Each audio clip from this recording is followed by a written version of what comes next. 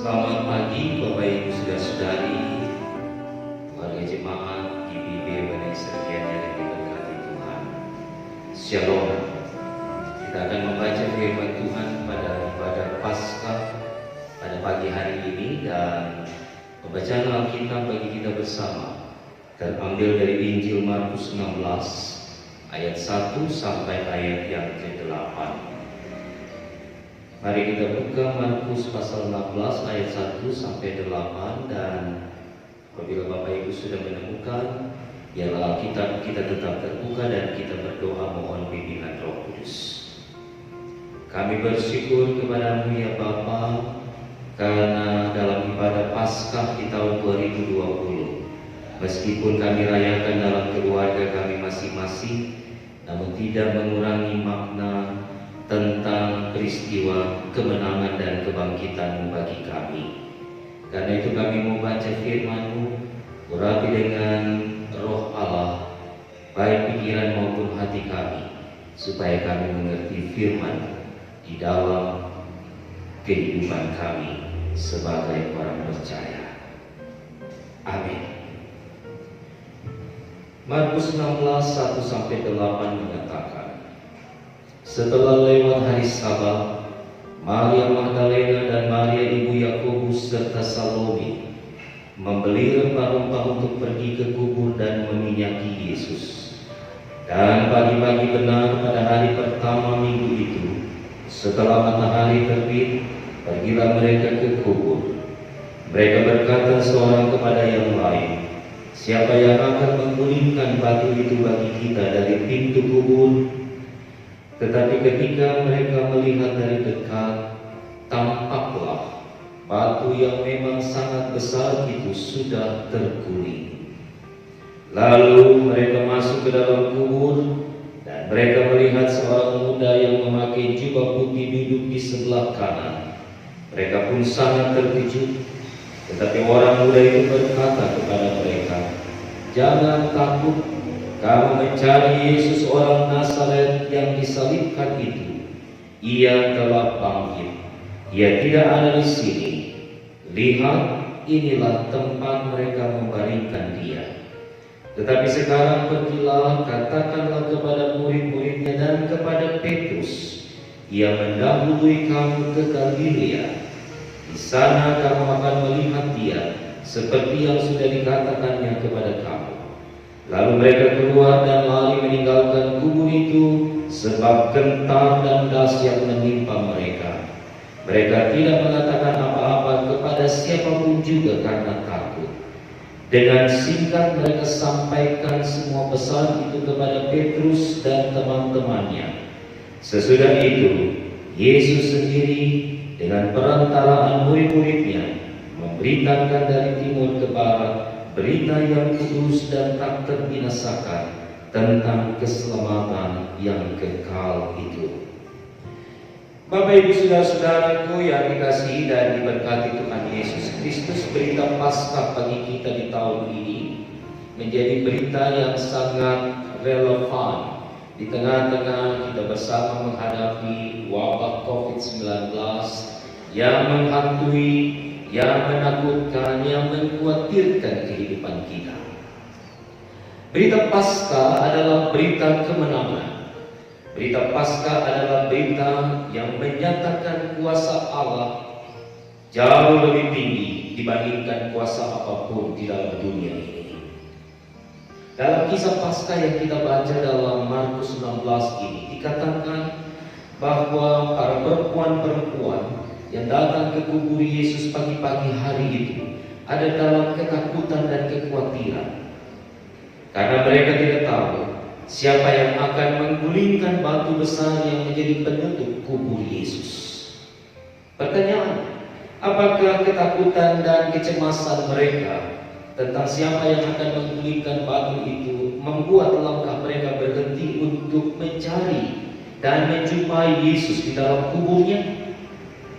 Tidak. Bacaan kita menegaskan mereka tetap melangkah. Mereka tetap pergi ke kubur Yesus, walaupun diselimuti dengan persoalan yang berat.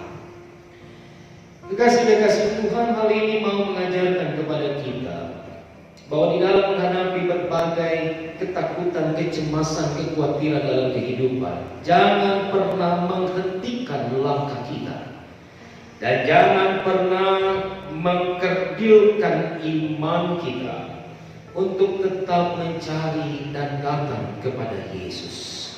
Karena di dalam dan bersama dengan Yesuslah saudara akan merasakan bahwa ketakutan dan kekhawatiran itu digulingkan, akan disingkirkan dari kehidupan kita. Saudara-saudaraku yang kedua, dalam kisah ini menarik bagi saya di ayat 7 dalam bacaan ini yang mengatakan demikian. Tetapi sekarang pergilah, katakanlah kepada murid-muridnya dan kepada Petrus, ia mendahului kamu ke Galilea. Di sana kamu akan melihat dia seperti yang sudah dikatakannya kepada kamu. Ada dua pesan. Yang pertama, sampaikan kepada murid-murid yang lain dan kepada Petrus. Saudara-saudaraku yang diberkati dan dikasihi Tuhan Yesus Kristus, tentunya pesan ini ada makna yang besar di dalamnya, yaitu bahwa bagi para murid, berita kebangkitan Kristus adalah penggenapan janji Tuhan. Karena sebelum Yesus mati, ia sudah menyatakan bahwa ia akan kembali hidup pada hari ketiga. Dan berita yang disampaikan orang muda di dalam kubur yang dijumpai oleh perempuan-perempuan tadi kepada para murid akan menjadi berita yang sangat menyukacitakan mereka. Namun bagi Petrus mungkin berbeda. Karena kita tahu bersama bahwa Petrus adalah murid yang menyangkal Yesus 3 kali sebelum ayam berkokok pada saat Yesus ditangkap.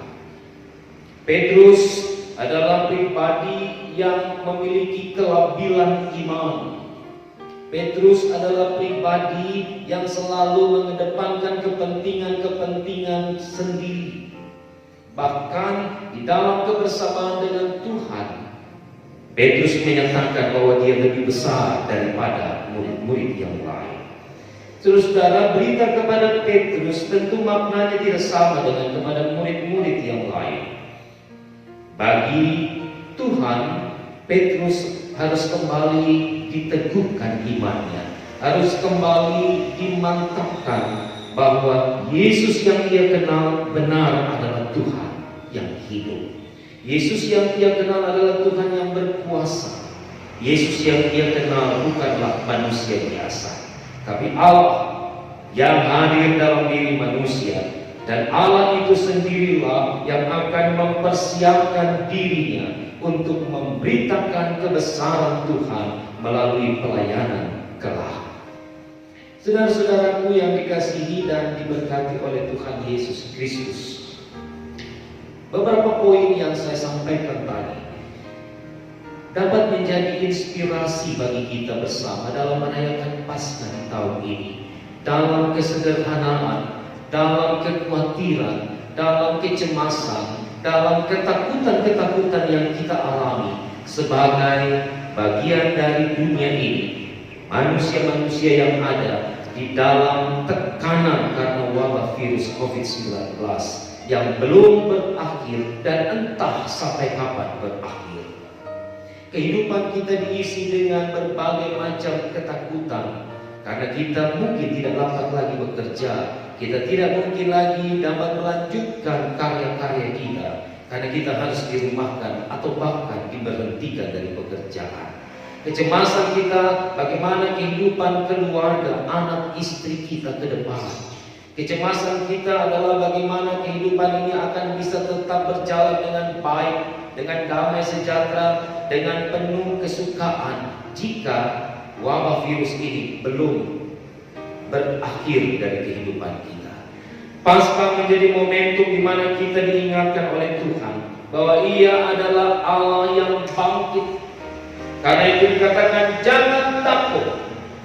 Kamu mencari Yesus orang Nazaret itu, Ia sudah bangkit. Ia bukan Allah yang mati.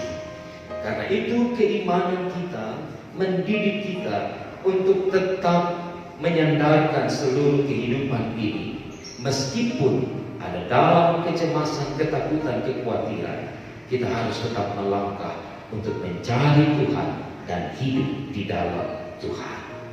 Saudara-saudaraku yang diberkati dan dikasihi oleh Tuhan Yesus Kristus, biarlah melalui momentum Paskah di tahun ini, kita semua semakin dieratkan di dalam keluarga, kita semakin dipersatukan. COVID-19 memang wabah bagi semua manusia, tapi di balik wabah ini kita mau belajar bahwa keadaan ini mendidik kita untuk semakin berkreativitas. Keadaan ini mendidik kita untuk melihat masa depan lebih memiliki makna. Kehidupan dan keadaan yang kita alami ini senantiasa mengeratkan kita untuk menjadi pribadi-pribadi yang ada di dalam persekutuan dengan Tuhan, yang senantiasa dieratkan dan dikuatkan. Kekasih-kekasih Tuhan, marilah Paskah menjadi sukacita bagi kita, tapi juga Paskah menjadi momentum untuk kita terus menyatakan berita kemenangan, berita kebangkitan, berita kesukaan kepada semua orang melalui karya-karya hidup kita, melalui sikap, melalui perilaku, melalui karakter kita. Kita mau menyatakan bahwa Tuhan yang kita imani, Tuhan yang kita sembah adalah Tuhan yang hidup. Saudara-saudara, biarlah siapkan hati saudara, siapkan hati untuk Tuhan pakai menjadi pemberita-pemberita Injilnya dimanapun kita ada. Selamat Paskah Kristus bagi saudara dan keluarga. Selamat menyambut sukacita kemenangan Kristus, sukacita kebangkitan, karena Kristus Tuhan sudah menang atas maut dan memenangkan kita untuk selalu ada dalam hidup yang kekal. Selamat Paskah Kristus, Tuhan Yesus.